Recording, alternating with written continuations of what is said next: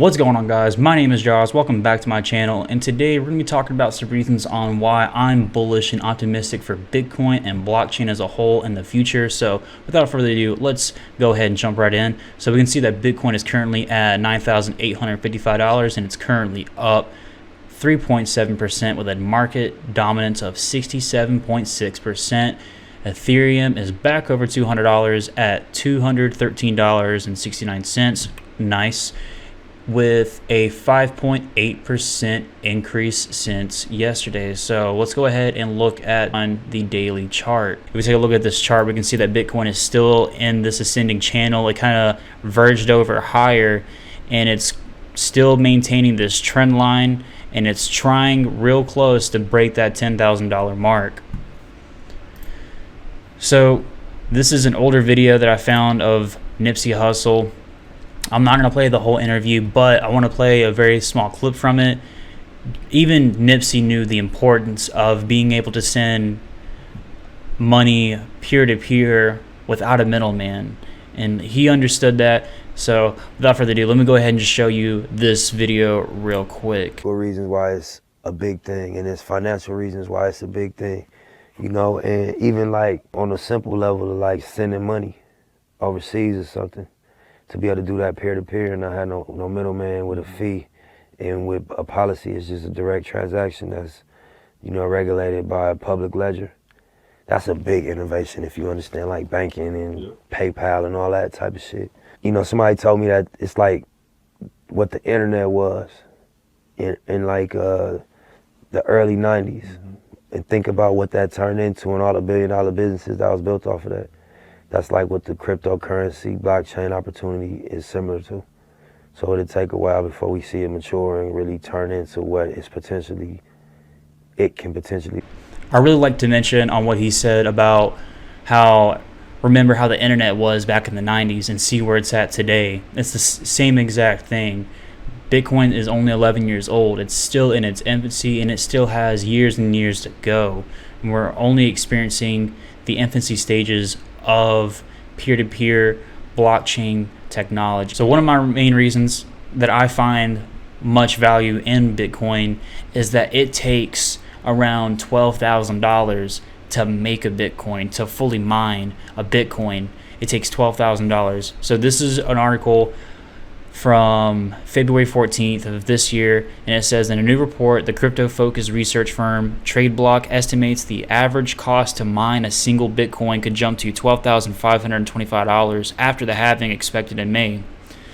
That's nearly double the average cost of $6,851 now. So yeah, because of the halving, it made the price to mine a Bitcoin much harder because the block reward was cut in half from 12 Bitcoins to 6 Bitcoins. But my point to take away from this is anything that costs money to make already has value for at least the value that it was worth to make.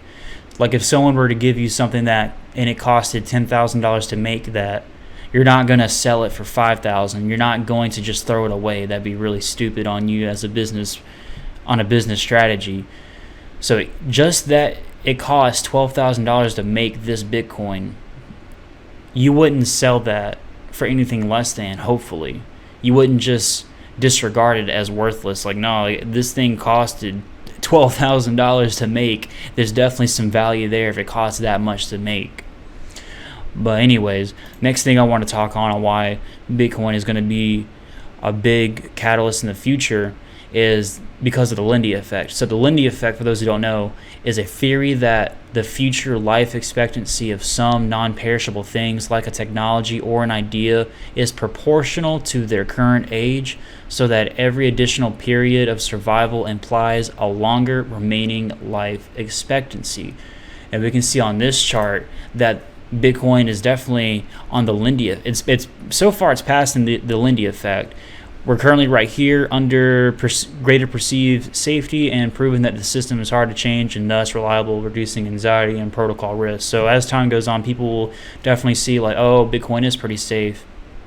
It's not just some random code that a hacker can hack into or put a virus somewhere. Like, no, it's definitely not how it works. Like, it would be extremely difficult to hack Bitcoin, because with every miner, it's always validating the last work of the miner before it in the block. And even after that block is solved, the miners are still going to confirm that transaction on the blockchain for as long as time goes on. But as you can see here, Bitcoin is passing the Lindy effect so far. It's 11 years old. That's plenty enough time for it. If it was not going to work within 11 years, it'd be dead by now. So if Bitcoin isn't dead by now, which it isn't, it probably won't be dead in the near future.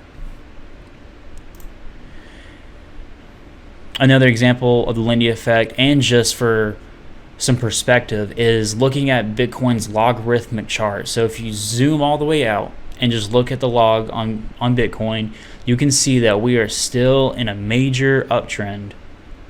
No matter that we hit 20,000 back in the beginning of 2018, and now we're at $9,800 in May of 2020. If you look on a larger scale, we're still going up. We're still going on an upward trajectory. So this is a Bitcoin rich list, and it tells you how many addresses have what balance. Like how for addresses with 0 to 0.001, there's this many addresses with this balance. Bitcoin addresses that have between 1 to 10, there's this many addresses, and so on and so forth. So it's good to see, if you do own Bitcoin, it's good to see in what tier group, I guess you can say, and what tier group you would fall under, and how many other individuals have the same amount of Bitcoin as you. So I've already totaled up the number of addresses, and the number of addresses so far is 30,498,244 Bitcoin addresses. So we're still growing, and yeah, that's pretty much it. I just thought it was pretty cool to show you guys. If we look on Glassnode, which is a chain analysis company, we can see a chart of the number of active Bitcoin addresses. We can see that the most Bitcoin addresses were active was back during the 2017-2018 bull run, when Bitcoin peaked at $20,000. And we're not as high as we were, just because of how much people were interested in Bitcoin back then. Since Bitcoin's not $20,000 or inching close to $20,000, not that many people care. They pretty much fell off with interest, but we're still climbing. We're still going pretty strong. So this next website is probably one of my main reasons on why I think putting your money into hard money such as Bitcoin is such a big deal. So this is an inflation calculator from usinflationcalculator.com, and it tells you, like, if in 1913 you paid for an item that was this much money, in 2020 it would be worth this much money, or it would cost this much money to buy. So let's do 1980, and you're buying something for $500. How much would you have to spend to buy that same thing in 2020? $1,555. That is a 211% increase of inflation. That is ungodly. That is terrible. So in 1980, if you were to buy something that cost $500 to buy that same product in 2020 for the equivalent price of $500 back in 1980, you would have to pay $1,555. That's not good. That's terrible. That rate of inflation is astronomically high, and it's only going to get worse. It's not going to stop. This money printing machine isn't stopping anytime soon. And I hope, if you can take anything away from this video, that would be the main thing to take away. The money machine isn't going to stop printing anytime soon. These stimulus checks, yeah, they're nice, but it's only going to make things worse for us in the long run. So this video is from a clip of 60 Minutes with an interview of a representative from the Federal Reserve. And let me tell you, what he says is truly terrifying. If it doesn't scare you, then I don't know what to tell you. You don't need to. Your ATM is safe. Your banks are safe. There's enough cash in the financial system, and there is an infinite amount of cash at the Federal Reserve. We will do whatever we need to do to make sure that there's enough cash in the banking system. So you heard it right. He dead ass said we have an infinite amount of cash. which is true. But technically, theoretically, they definitely do have unlimited cash. But that doesn't give them the right to actually use the power of unlimited money printing. Because if you want to know something from Economics 101, the more money you print, the less than it's worth. That's why Bitcoin excels at this. There will only be 21 million Bitcoin. There will never be any more Bitcoin than that, no matter what. So that scarcity, how that limitedness gives it value even more. On top of it being deflationary, instead of inflating is deflationary, Bitcoin's rewards get cut in half every 4 years instead of the US dollar inflating and being printed more and more and more. Bitcoin's being printed less and less. Just another reason why I think Bitcoin is king and how it is just a great hedge against inflation. Once again, none of this is financial advice. So this is a quote talking about how fiat currencies over time have lost value and so on and so forth. If you don't already have a good idea of it now, hopefully this can just show you on how failed and flawed that any currencies that are backed by nothing but the word of said government is just doomed to fail over time. So without further ado, let's just go ahead and look at this. So according to a study of 775 fiat currencies by dollardays.org, there is no historical precedence for a fiat currency that has succeeded in holding its value. 20% failed through hyperinflation, 21% were destroyed by war, 12% destroyed by independence, 24% were monetarily reformed, and 23% are still in circulation, approaching one of the other outcomes. The average life expectancy for a fiat currency is 27 years, with the shortest lifespan being 1 month. Founded in 1694, the British pound sterling is the oldest fiat currency in existence. At a ripe old age of 317 years, it must be considered a highly successful fiat currency. However, success is relative. The British pound was defined as 12 ounces of silver, so it's worth less than 1/200th or 0.5% of its original value. In other words, the most successful long-standing currency in existence has lost 99.5% of its value.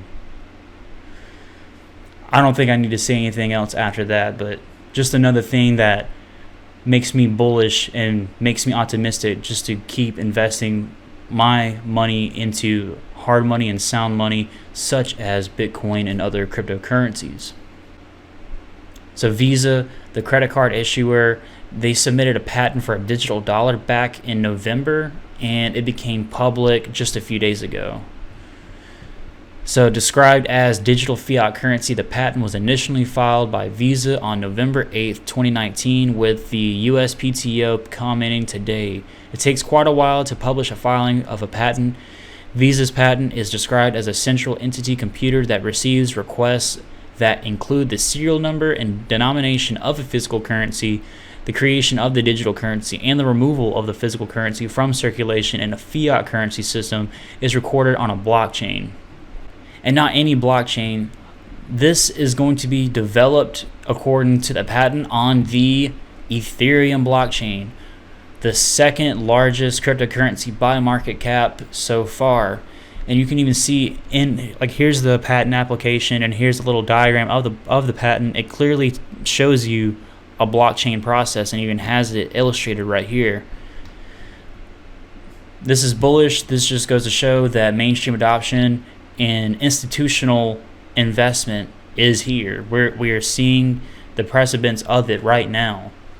And if you're a big Ethereum fan, you should be definitely bullish on this.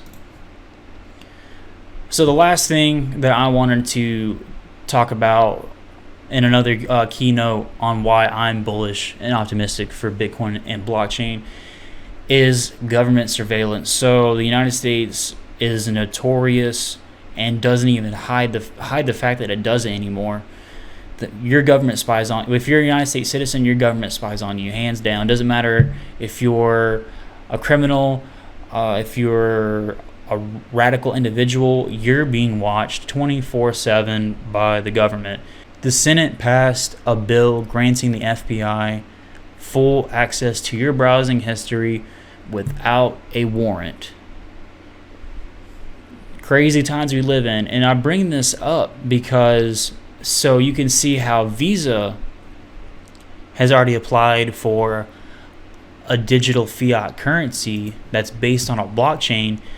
The chairman of the Federal Reserve, Chairman Powell, he's already stated that they're currently looking into implementing a U.S. digital dollar. If you didn't know, it was actually in the original Stimulus Care Act. It got taken out, but the fact that it was in that Care Act alone is pretty significant. And I bring all of this up because once the digital dollar is here, it's going to be on a blockchain, so it's already going to be semi-public. It may not be public to you or your neighbors or your coworkers, but it'll definitely be open to the government to see all transactions come into your digital dollar wallet. And I don't have anything to hide against the government, but I just don't like the government seeing what I do. So that's why I use a VPN, and that's why I use apps on my phone to remove permissions from applications that granted access to my microphone, my camera. I don't even use my Amazon Alexa anymore just because I don't want it spying on me. And people with that same mentality, they're going to move to other currencies such as Bitcoin. Even though Bitcoin's not anonymous, there's ways to get around it. You can always use mixers, mix up your Bitcoin. That way no one can really exactly see where your money went to and from. Or you can use privacy tokens such as Monero. Monero's main thing is being the most private cryptocurrency, and it's a great thing to have. Like if you're trying to give someone money but you don't want anyone else to know who you sent money to and how much you sent it for, you can use privacy tokens. It doesn't matter what you're using it for, whether it's nefarious or not. It's your right to privacy. Even though most of us aren't doing anything illegal or nefarious or with ill intent, we just like our privacy. You don't want someone staring over your shoulder watching you as you're at work on your computer. So that's what the government's doing as of right now. And that's why I'm saying people are going to move to Bitcoin. They're going to move to these privacy tokens instead of just using the digital dollar for most of their transactions. I mean, yeah, you're going to use the digital dollar, but for stores of wealth, I wouldn't do it. And I'm pretty sure people with the same mindset as me, who are very articulate with their privacy and their internet footprint, they're probably going to follow suit. And with all that being said, that's pretty much it for me today, you guys. Like I said, this video was mainly just to show you why I'm so bullish and optimistic for Bitcoin and blockchain in the future. I am a firm believer that hands down, it will be part of our lives on a mainstream level in the near future, possibly in the next 5 years, but definitely in the next decade or so. Mark my words. Once again, none of this was financial advice. I'm not your financial advisor. I'm not your mom. I cannot tell you what to invest in, but I can tell you my opinion. And if you want to follow suit, that's all up to you. It's not financial advice. It's just an opinion from a guy on the internet that loves cryptocurrency. So with that all being said, I hope you enjoyed the video. If you did, please consider giving a like.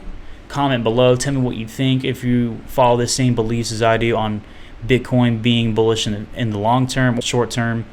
And if you enjoyed what you saw, consider giving a subscribe. Thank you so much for watching my video, and I hope you have a good rest of your day.